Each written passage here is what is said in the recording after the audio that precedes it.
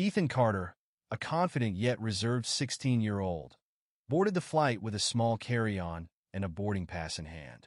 His dad, a dedicated single parent, had insisted Ethan fly in business class as a reward for his academic success. Dressed in a crisp polo and sneakers that looked fresh out of the box, Ethan carried an aura of quiet pride as he settled into his seat. He placed his bag beneath the seat in front of him and pulled out his favorite book, excited about the journey ahead. The atmosphere in the cabin was calm until Mia Sanderson, one of the senior flight attendants, entered the scene.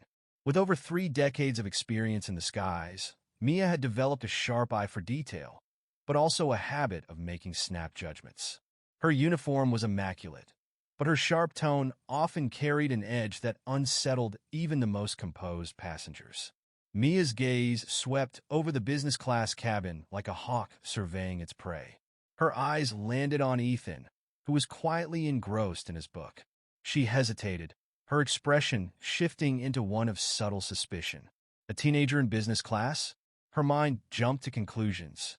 Walking briskly to Ethan's seat, she spoke with an authoritative edge.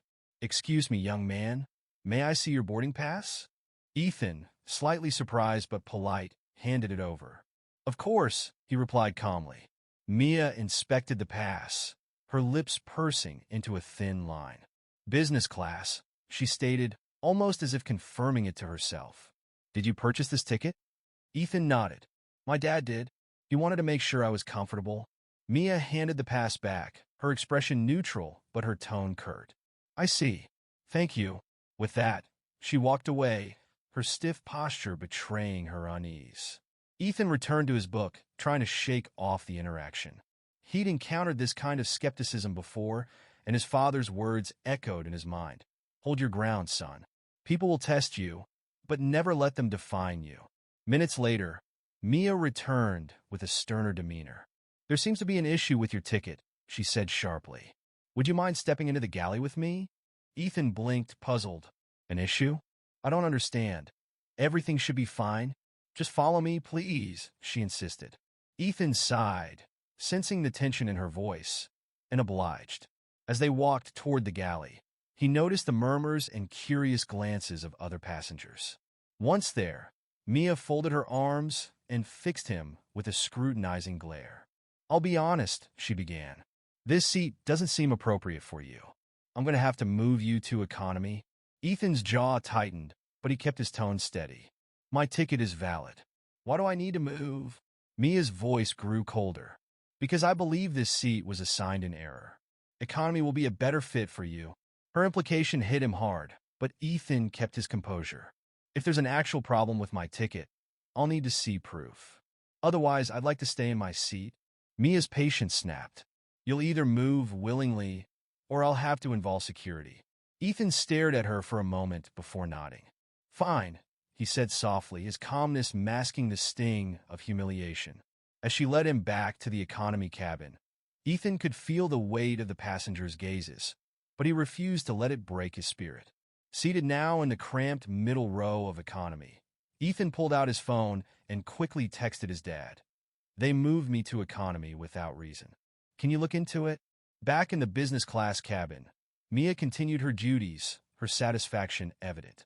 However, her mood shifted when her colleague, Mark Turner, the lead flight attendant, approached her.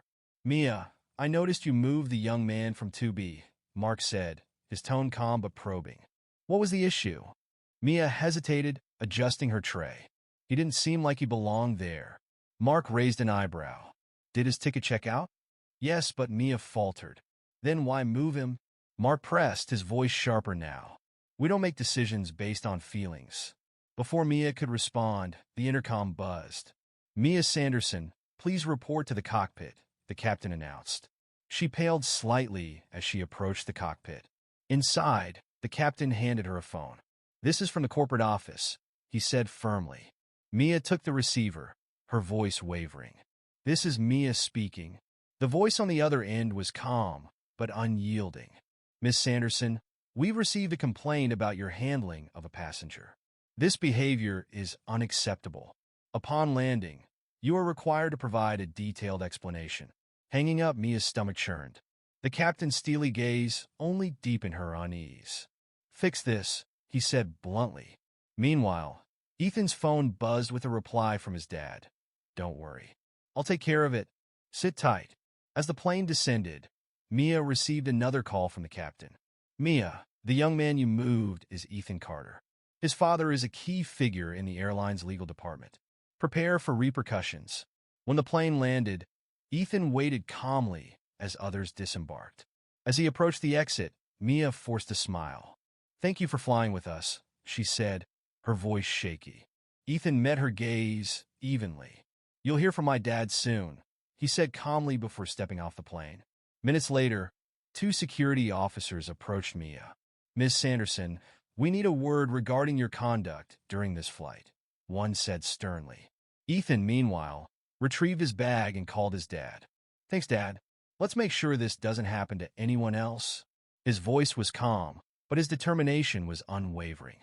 As Ethan stepped out of the terminal into the bustling airport, the fresh air of vindication filled his lungs.